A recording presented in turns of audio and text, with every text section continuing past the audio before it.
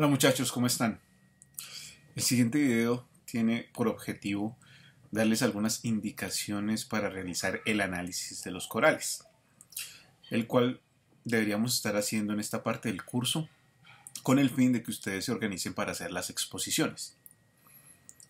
En primer lugar, para hacer el análisis de un coral, lo primero que hay que extraer de él es la melodía principal, es decir, el cantus firmus, el cual no fue creado por Bach en la mayoría de los corales. ¿Sí? Solo existen algunos pocos corales que tienen la melodía inventada por Bach, pero la mayoría de ellos y los que hemos venido trabajando en realidad son melodías antiguas, melodías provenientes en la mayoría de los casos del siglo XVI. Para hacer un ejemplo de cómo debe hacerse este análisis, voy a coger en este primer video como ejemplo el coral número 2 en la mayor, el cual ustedes ya conocen. Bueno, lo que estamos viendo en pantalla en este momento es tal vez la versión escrita de la melodía original del coral 2 en la mayor, coral que ya hemos oído muchas veces en clase y que incluso lo hemos cantado. Si recuerdan, este es el coral que estando en la mayor, las primeras dos cadencias están en mi mayor. Sin embargo, en la primera frase hay una mixtura con mi menor, lo cual da una sensación de haber modulado al quinto menor que termina con tercera de picardía. Bueno, está ese detalle producto de que la melodía tiene un sol B cuadro justamente en esa primera frase. Bueno, algunos detalles históricos importantes de esta melodía, la cual entre otras cosas extraje del sitio web que se llama Bach Cantatas Website. Allí ustedes pueden encontrar básicamente mucha información de las cantatas y de los corales de Bach. ¿Sí? La mayoría de los corales corresponden a obras más grandes que se llamaban cantatas, que es, digamos, un parangón sería la misa católica. Entonces, lo que hacía Bach era una especie de cantata, el cual tenía varios movimientos y se ejecutaba normalmente en la práctica religiosa luterana. Esta melodía es del siglo XVI. El compositor es anónimo. El registro se supone que es de 1532 y es una melodía secular, es decir, es una melodía no religiosa. Sin embargo, existe el nombre de la persona que escribió el texto ya religioso, el cual se llama Johann Kohlraasch, que le dio título a este himno, Ich danke dir, lieber Herr. Johann Kohlraasch en 1535 al parecer inventó el texto y lo adaptó a esta melodía, seguramente haciéndole algunas pequeñas variaciones melódicas o rítmicas para que se quitara un poco el entorno no sacro que tenía la melodía. ¿Sí? Esto era muy usual en la época y ustedes saben, hoy en día sigue haciéndose, coger elementos que ha hecho otro compositor y transformarlos. De hecho, son cosas que nosotros incluso hacemos en clase, que es rearmonizar. Bach lo hizo muchas veces y este es el caso. Entonces, Johann Kohlraasch en 1535 tomó esta melodía secular y la transformó en un himno luterano. La partitura que estamos viendo, al parecer, pues no fue la que escribió Kohlraasch en 1535, sino que ustedes ven una fecha ahí que es de 1662. Y bueno, hay toda una historia en relación con eso que ahorita tal vez no es tan relevante. Bueno, la melodía que estamos viendo no está en la mayor, como se pueden dar cuenta. ¿Sí? Si se fijan, hay una armadura, hay un si bemol, hay una nota inicial que es fa, no es la, y la nota final tampoco es la, es fa. Esto nos hace sugerir fácilmente que la melodía está en fa mayor. Sin embargo, por razones históricas y teniendo en cuenta que esto fue escrito en el siglo XVI, apenas está empezando la transformación del paso de lo modal a lo tonal, entonces lo mejor es hablar en términos de modos. Entonces uno diría, claro, fa mayor, entonces esta es una melodía jónica, fa jónico. Por otras razones habría que considerar que esto es más un fa hipojónico debido a que la nota más grave y la nota más aguda son do, entonces el ámbito de esta melodía es do, está encerrado entre sus dominantes. Al estar encerrado entre esas dominantes, o sea, estar una cuarta por debajo y terminar y el punto más alto estar una quinta por arriba, entonces este no es como el modo original jónico, sino que es el modo jónico, pero se le antecede el prefijo hipo. Entonces esto sería un fa hipojónico. A continuación, lo que creo que debemos hacer, al cual los invito constantemente cuando hagamos análisis, para que no sea un acto completamente seco o ladrilludo, es a cantar la música, ¿sí? A hacer música, a tocarla en el piano, en la guitarra, en el instrumento que ustedes dominen. Pero pues si a veces hay problemas con tener un instrumento a la mano, pues hay que cantarlo. Entonces voy a hacerlo, yo voy a cantar la melodía y los invito a que ustedes también lo hagan. Fa, fa, fa, fa, sol, mi, do, sol, la, sol, fa, re, do. Fa, fa, fa, fa, sol, mi, do, sol, la, sol, fa, re, do. Do, si, la, sol, la, si, la, sol. Do, si, la, sol, fa, sol.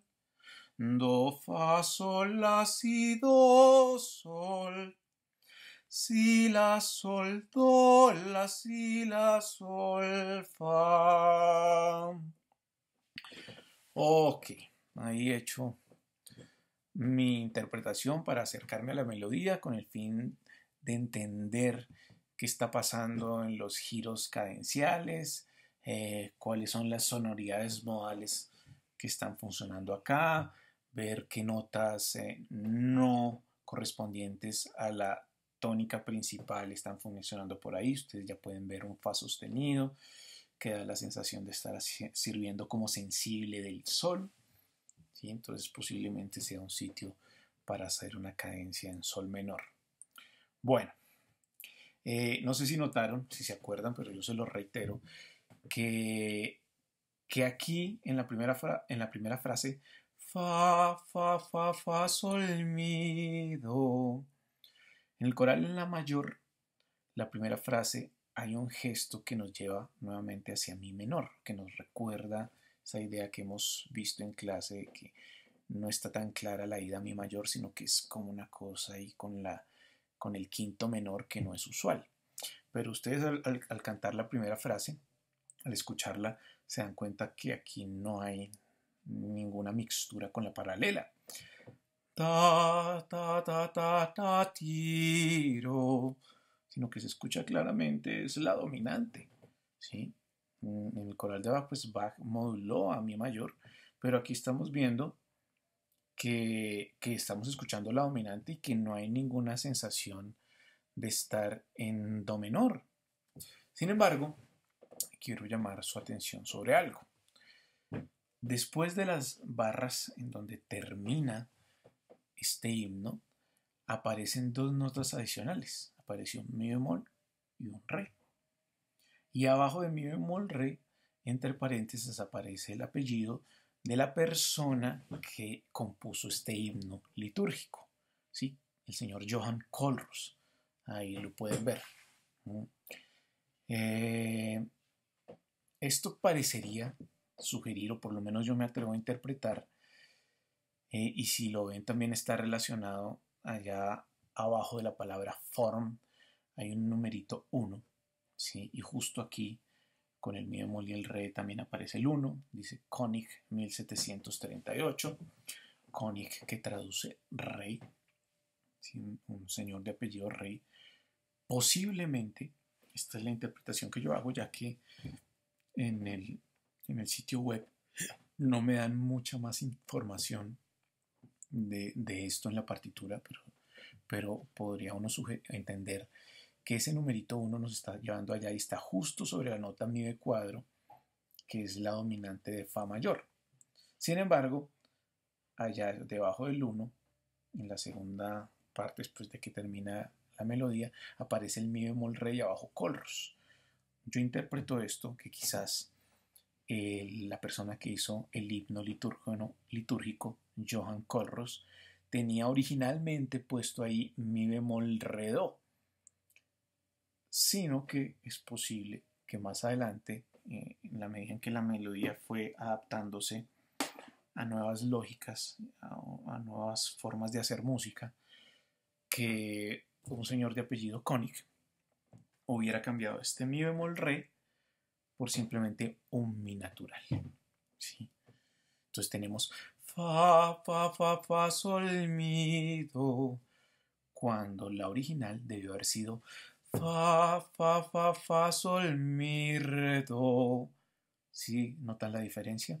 Entonces, claramente está la versión más brillante, más en mayor, digamos, de König, que es la que tenemos en la partitura, pero tenemos esta pequeña notica adicional, este paréntesis que nos dice que tal vez la persona que inventó la melodía lo hizo con la mixtura que también tiene Bach en el coral 2 en la mayor. Entonces este es un dato muy importante porque nos hace pensar, o por lo menos yo estoy muy inclinado a creer que Bach desestimó esta partitura o esta versión y decidió irse a la versión original y trabajar con el problema que le ofrecía la melodía.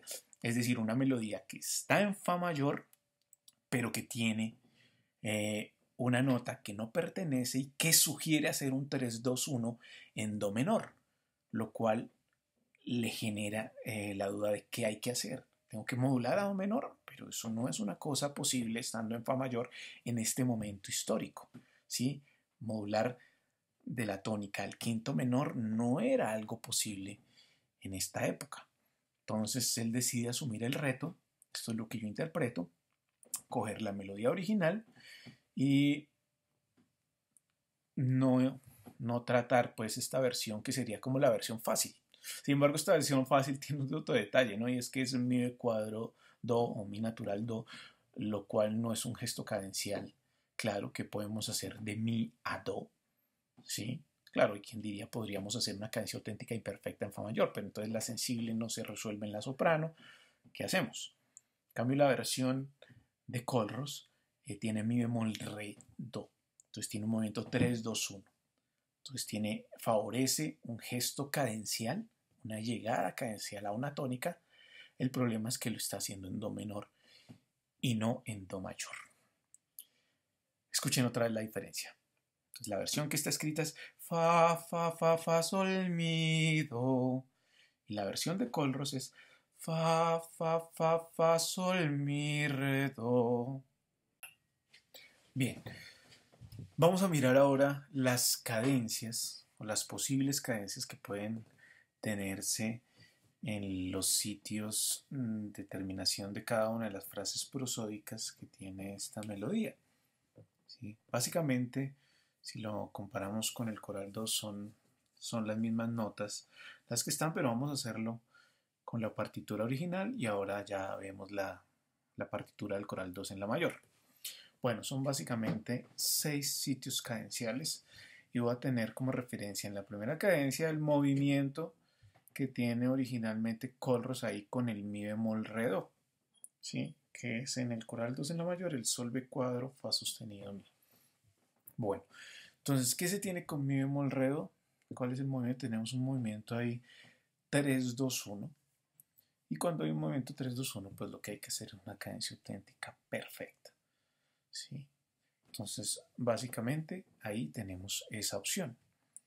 Si quisiéramos mirar otras opciones, como semicadencia en fa mayor, que en principio es posible, pues habría un conflicto de sonoridades con el mi bemol, ya que si no modulamos, pues nos va a generar una especie de quinto menor y luego un quinto mayor, que no es tan razonable. Además, otra opción con el mi bemol es que si quisiéramos que no fuera un quinto menor, sino que fuera, por ejemplo, una dominante del cuarto, el problema es que esta séptima no estaría preparada, ¿no? Viene de un sol que va al mi bemol, no es buena idea. Entonces, en este caso, al parecer, lo que hay que hacer es simplemente una cadencia auténtica perfecta en do mayor. En la segunda frase tenemos un movimiento 2-1. ¿Sí? Entonces, similar al anterior, lo que hay que hacer con un movimiento 2-1 es hacer una cadencia auténtica perfecta. Si bien habría opciones de hacer semicadencia en fa mayor, en este caso en posición de octava, sin embargo, normalmente la semicadencia debe hacerse en posición de quinta, porque queda en la soprano el segundo grado, el cual es por naturaleza parte de la dominante. ¿Sí? Por eso cuando uno hace 2, 2, 1, hay que hacer cadencia auténtica perfecta. Y si quedó en 2, pues lo que habría que hacer es semicadencia. Por eso, si uno deja una semicadencia en posición de octava, no tiene la misma contundencia melódica que dejar el segundo grado arriba, que es por excelencia la nota que queda pendiente por resolver, pues además de la sensible en una dominante cadencial. Entonces, en este caso, bien estarían las dos opciones, pero en primer lugar dejemos la cadencia auténtica perfecta en do mayor. En el tercer sitio cadencial tenemos un movimiento si bemol la sol, que hay básicamente dos opciones.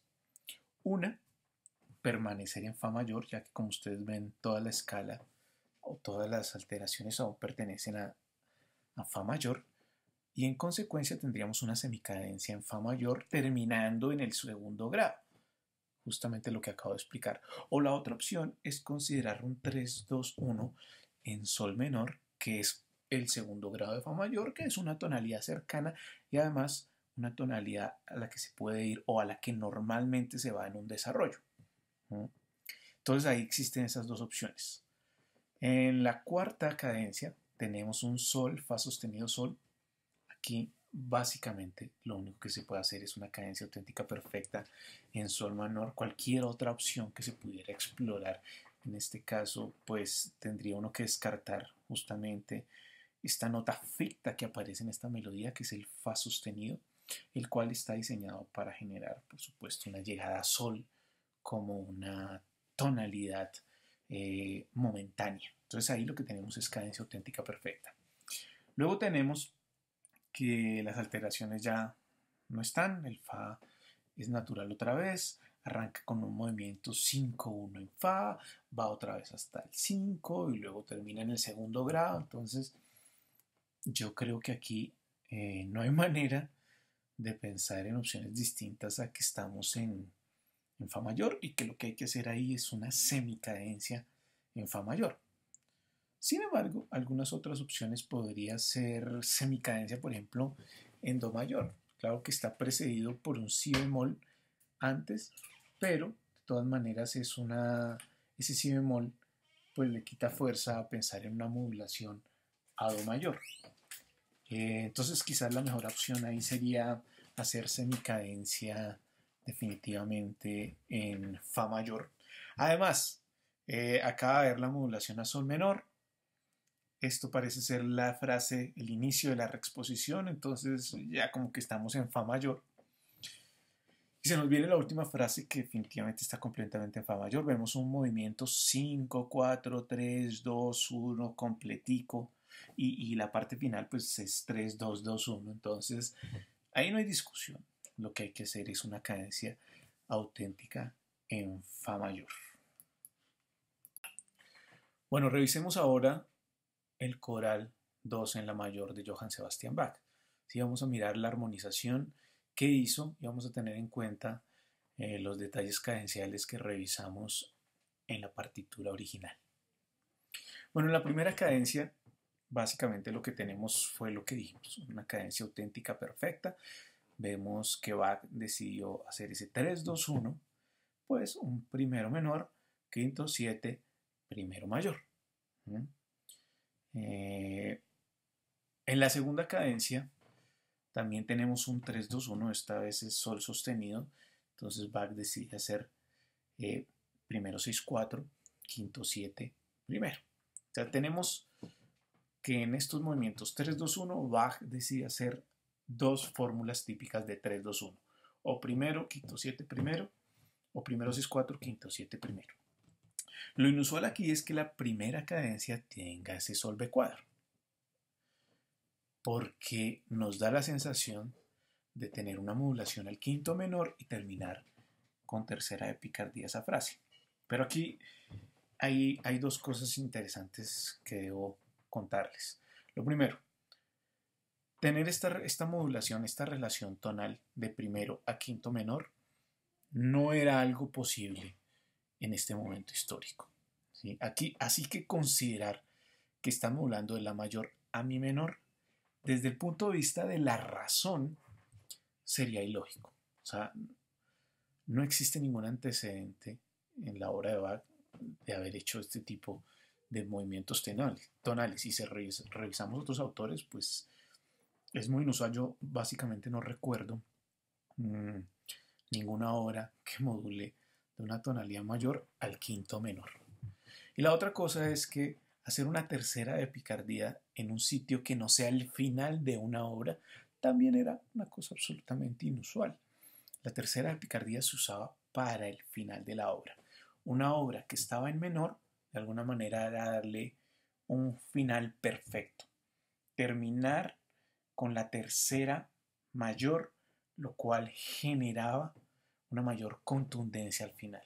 Razones históricas de por qué se usaba la tercera picardía hay muchas, está relacionada con una zona de Picardy, pero bueno, no es el momento ahorita de hablar de ello. Lo que sí puedo decir es que tener una tercera de picardía en una frase intermedia y más aún en la primera frase y no en la tonalidad original, realmente eso no era posible. Es muy exótico. Hay razones de por qué se pueden hacer terceras de picardía en mitad de obras, pero ese será tema de otro momento. Entonces, por ahora lo que tenemos es un 3-2-1 en mi mayor y hay que considerar el acorde en mi menor como si fuera una mixtura de la paralela menor del quinto mayor. ¿Sí? Bueno, entonces, primera cadencia auténtica perfecta en mi mayor, segunda cadencia auténtica perfecta en mi mayor también. Tercera cadencia, habíamos dicho que la posibilidad era que fuera semicadencia. O la otra opción que pensamos en el caso de la versión original, habíamos dicho una posibilidad de hacer cadencia auténtica perfecta en sol menor. Aquí tendríamos entonces trasladando a la mayor esto, pues entonces tendría que ser si menor, ¿no? Pero lo que ven es que Bach decidido considerar ese si natural como un segundo grado. Entonces, en vez de modular a si menor, lo que tenemos es una semicadencia en la mayor. Y esto es importante porque, si bien podría haber considerado el movimiento como un 2-1 en si menor, Bach ya sabe que en la cuarta cadencia hay un movimiento 1-7-1 en si menor, en donde va a tener que modular a si menor. Entonces, si yo ya sé que tengo que modular a si menor después, ¿para qué anticipo esa modulación? Más aún cuando ya estoy en el desarrollo en donde no deberían repetirse tonalidades. El sitio en donde pueden repetirse tonalidades porque hay que enfatizarlas es la exposición y eventualmente la reexposición. Pero esta exposición tiene algo clave, es una exposición abierta.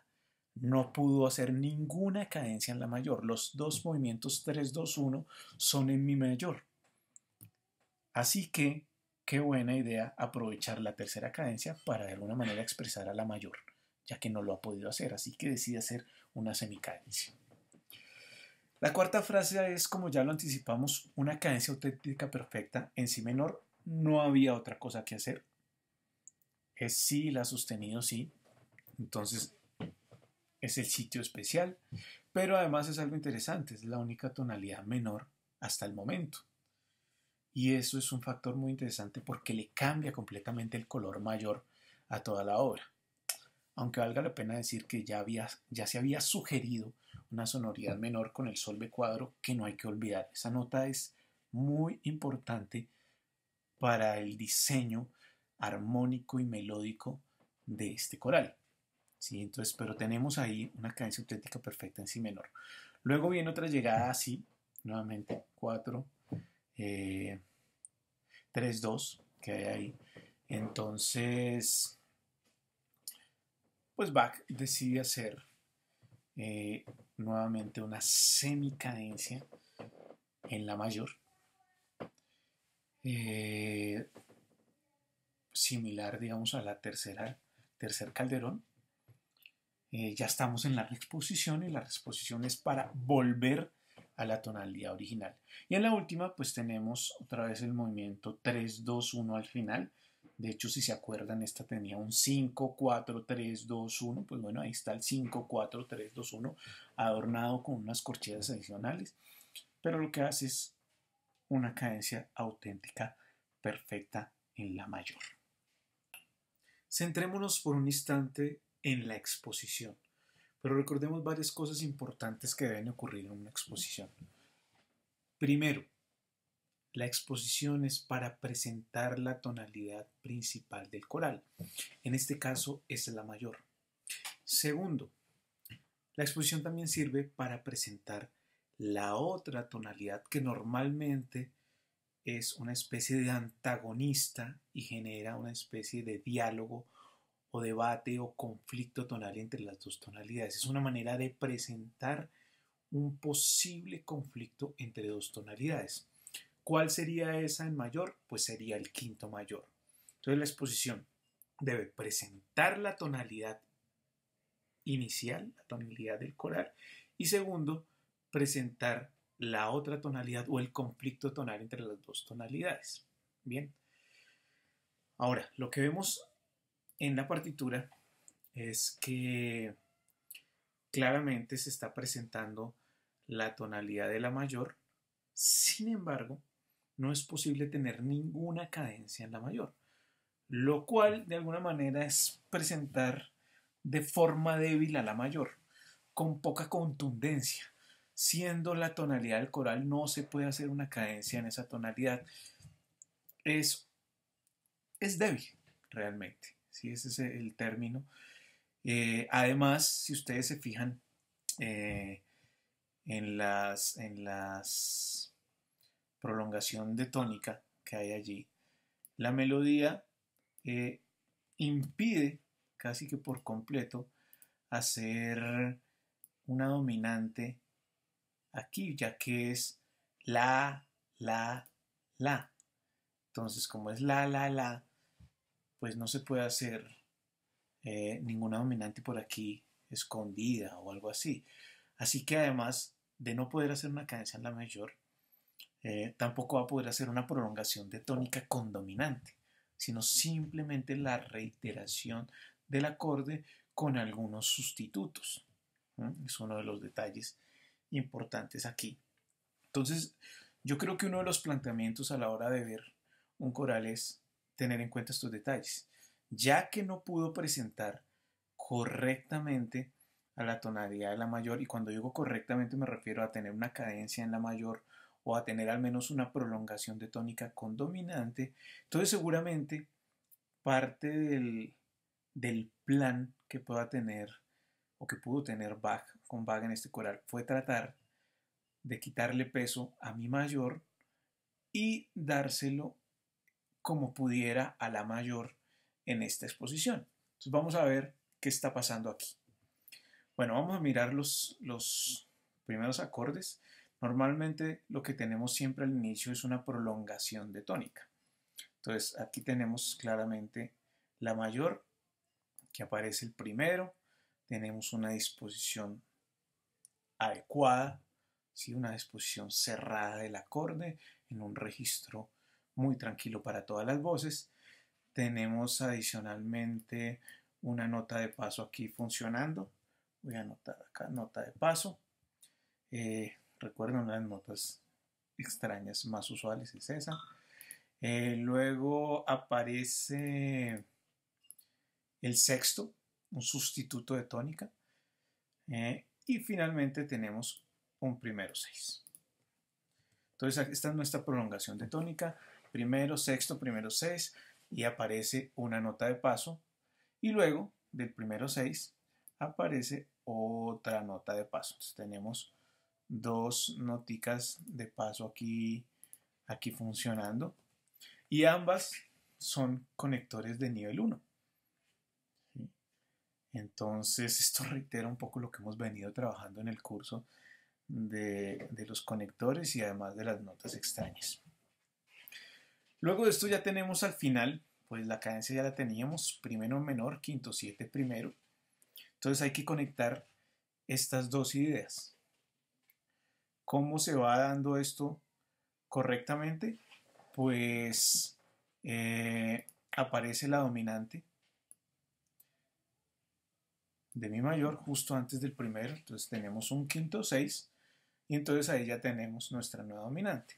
Recuerden que para saber si hay un acorde común o no, tenemos que encontrar la nueva dominante, aquí está nuestra nueva dominante, y ver si el acorde el acorde anterior a esta nueva dominante es o no es un acorde común. El acorde que tenemos es re mayor.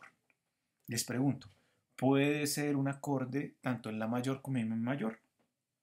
Evidentemente en la mayor pues es un cuarto. Pero en mi mayor no existe, no tiene cabida. Tocaría pensar como si fuera una especie de séptimo mayor bemol, lo cual no es un acorde funcional en mi mayor. Entonces el cifrado de esto quedaría de esta manera.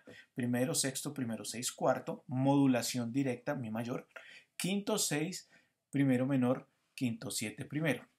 Y adicionalmente aquí hay otra notica de paso funcionando, entonces tenemos en esta primera semifrase por lo menos tenemos 3 notas de paso, bueno en toda la frase, lo único que hay son 3 noticas de paso, voy a corregir esta que quedó como fea, 3 noticas de paso y una séptima que también a veces suelen llamar la séptima de paso, pero es una nota del acorde, genera una disonancia por ser la séptima, pero es una nota del acorde, entonces eso es lo que hay.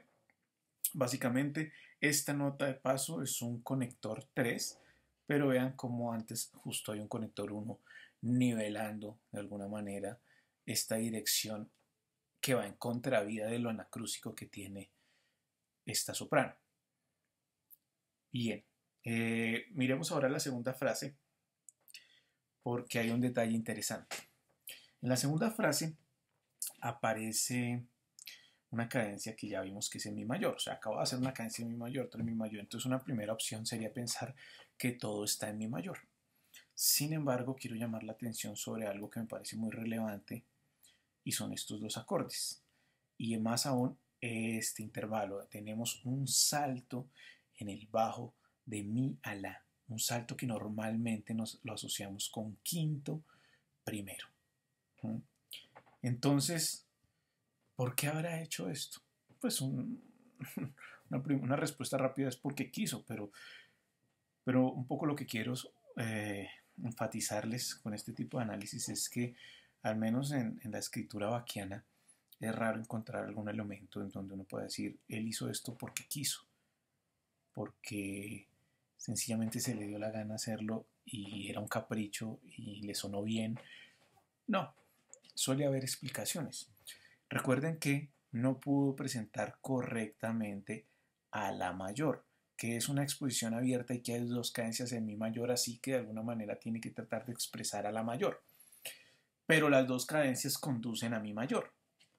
Entonces decide hacer, a mi modo de ver, en este inicio de frase, un movimiento más en la mayor, que podría considerarse quinto primero, ¿sí? Ya que tenemos un movimiento típico de la mayor, mi, la, ¿sí? Mi, la. Le hace una fuerza, más, además, pues obviamente es la tonalidad principal de esto. Sin embargo, si uno quisiera, digamos, perseverar en la idea de que todo esto puede entenderse en mi mayor, por supuesto que se puede entender, pues uno podría decir que lo que hay es un primero y luego un cuarto, ¿sí? Un primero y luego un cuarto funcionando de esa manera, porque luego aparece el re sostenido, que es la sensible de mi, y pues ya estamos en mi completamente. Sin embargo, aquí viene otro detalle de la mayor relevancia posible, o de hecho dos detalles. El primero, aparece este acorde. Este acorde, en principio, la sonoridad Es una sonoridad de dominante, pero una dominante un tanto débil, ya que el fa aparece un poco después y lo que uno escucha es el sol sostenido, o sea, un acorde de tercero 6 en esta sección. Ahora uno diría, pues bueno, suena muy bonito, es muy agradable, va quiso y todo esto, pero está debilitando la dominante. Es decir, aparte de haber tomado una acción anterior de hacer un quinto primero en la, está tomando otra acción y es voy a quitarle peso al intervalo esencial que es la quinta, si, fa, le voy a quitar el peso a eso y voy a poner una sexta para crear una dominante muy débil. Entonces la quinta ya no suena en el tiempo fuerte del pulso, sino que suena como si fuera una nota de paso. ¿Sí? Sobre esto también podría haber dos opciones de cifrado. La primera, considerar que es un quinto en donde el sol sostenido es una nota de paso acentuada, o la opción que yo creo es, entendiendo lo que acabo de decir, que lo que él quiso hacer fue un tercero para luego volverlo un quinto. Y esto es una forma de debilitar a mi mayor, de quitarle peso a esa tonalidad que está primando tanto en la exposición, para de alguna manera dárselo a la mayor que no ha podido expresarse plenamente. Y aquí viene el otro detalle relevante, y es la sensible, la nueva sensible o la sensible de mi mayor. ¿Sí? Si es que uno quiere considerar todo el pasaje de mi mayor, ya no sería la nueva. Pues fíjense que esa sensible no resuelve a mí directamente, sino que hace algo que no esperaríamos. Va a do. Entonces uno diría, bueno, estamos frente a un error. Bach no resolvió la sensible. Bueno, ustedes ya se están dando cuenta que eventualmente las sensibles pueden no resolver si otra voz, en este caso la contralto, la resuelve en el registro exacto en donde debió haber resuelto este re sostenido. Entonces, mire, tenor está en este registro, la soprano está, la contralto está en el mismo registro y queda resuelto. Sin embargo, hay una razón por la cual no lo hizo, porque imagínense el que él hubiera puesto el mi ahí. ¿Existe alguna razón o algún problema para haber puesto el mi, para haber duplicado el mi en ese cuarto 6? Absolutamente ninguna razón. ¿Sí? O sea, hubiera sido perfectamente posible. Salvo que lo que él quiere nuevamente es debilitar a mi mayor. Y termina haciendo la dominante de mi mayor resolviendo a un acorde de la mayor que además, si se fijan en toda la exposición, es el punto más agudo del bajo en donde además se está doblando el tenor. Entonces, esos son detalles muy importantes. Entonces, yo creo que toda esta primera semifrase está diseñada para darle algún peso a la mayor y para quitarle peso a mi mayor debido a que no pudo exponer correctamente a la mayor en la exposición. Y para rematar viene el siguiente acorde. ¿Sí? Entonces vamos a señalar ese acorde porque tenemos dos corcheas en soprano y bajo y posibilidades distintas acórdicas. Si ustedes revisan, si nos ponemos a mirar, pues el acorde al que llega esto es un primero 6-4. ¿Qué acorde suele ser anterior a un primero 6-4? Pues una subdominante, una preparación de dominante. Normalmente la mayor preparación de dominante que es un segundo 6-5, que tiene el cuarto grado en el bajo. Pues véanlo aquí. Aquí está el cuarto grado en el bajo, pero no está en el tiempo fuerte del pulso, está en la parte más débil de un pulso débil. ¿Sí? Y lo mismo acontece con otra nota del mismo. Esa es la fundamental del segundo. También está en la parte más débil del pulso. ¿Sí? Ahora, si nos olvidáramos de esas dos notas y pensáramos que son las partes fuertes del pulso, tendríamos el siguiente acorde.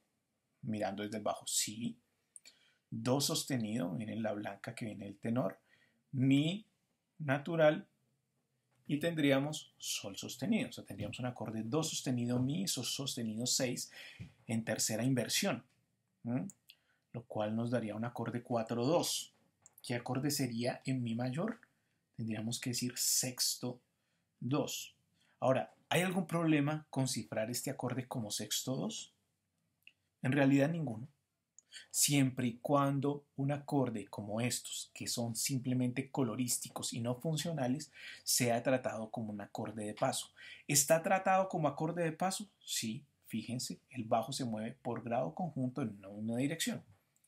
Sin embargo, si dejamos sexto 2 y ponemos el la y el fa sostenido como bordados, pues no tiene ninguna lógica que un acorde no colorístico, no, perdón, colorístico, no funcional sea la mayor preparación de dominante para una cadencia primero 6 4 quinto 7 primero.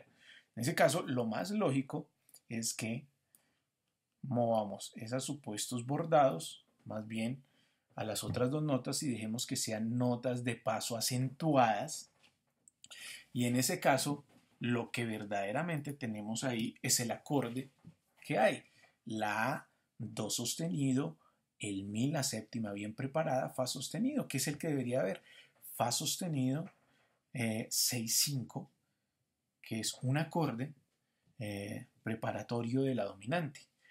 Pero está armado en el tiempo más débil del compás. Está armado en la corchea del cuarto tiempo de este tercer compás, lo cual hace aún más que pierda fuerza mi mayor por este instante. Es decir, que todo este fragmento parece estar diseñado por Bach para quitarle peso tonal a mi mayor y darle alguito a la mayor. ¿Que cómo suena esto? Que si escuchamos ese problema, esa dualidad, esa ambigüedad entre mi mayor, la música a veces se mueve a unas velocidades a los que no se mueve la razón. Es decir, me he demorado un montón de tiempo explicando esto y durante esa explicación esta frase podría haber sonado perfectamente unas 15 o 20 veces. ¿Sí? Entonces discutir si esto es perfectamente audible o no es difícil. Yo solo trato de mostrarles cómo creo que fue construido este pasaje y cuáles fueron las razones para tomar ciertas decisiones. ¿Sí? Yo sé que ustedes hasta ahora no habían pensado en este tipo de detalles porque nos lleva a otro nivel, pero Bach está justamente en este nivel. Entonces, para cerrar o para concluir algo en relación con la exposición. Entonces, es una exposición abierta, se presenta la mayor, pero es una presentación débil. Tenemos dos cadencias en mi mayor muy fuertes. Entonces, Bach se propone darle alguna fuerza a la mayor. Lo hace al inicio de la segunda frase. De hecho, toda esa semifrase está diseñada para quitarle peso a mi mayor, haciendo una dominante muy débil con el tercero quinto. Resolviendo ese quinto a un cuarto 6, que es justamente la mayor, pero donde la sensible no resuelve en la voz del tenor en el sitio donde debería, sino que se lo resuelve la contralto, así que no comete ningún error técnico. Y el inicio es un movimiento quinto primero, que si bien podríamos cifrar como primero cuarto, parecería que está tratando de darle énfasis a la mayor con ese salto en el bajo. Además, no hay que olvidar que el punto más agudo del bajo en toda la exposición es justamente do sostenido, donde se junta con el tenor, resalta en esa nota antes de caer. Y además que es una nota que desde mi mayor es muy importante porque es el sexto grado, así que le da un aspecto dramático al movimiento melódico, pero desde el punto de vista de la mayor, fíjense que está haciendo mi, la, do, un arpegio de la mayor, tratando de resaltar por todos los medios posibles a la mayor. Bueno, vamos a dejar por ahí porque la verdad es que este video se me fue más largo de lo que pensaba y hay mucha información. No quiero saturarlos. Eh, es difícil no tener la dinámica de clase en donde voy explicando y ustedes me van haciendo sus preguntas. Pero por otro lado, este video ustedes lo pueden ver las veces que consideran necesarias o verlo por secciones e ir revisando cada una de las cosas que voy diciendo ahí reiteradamente.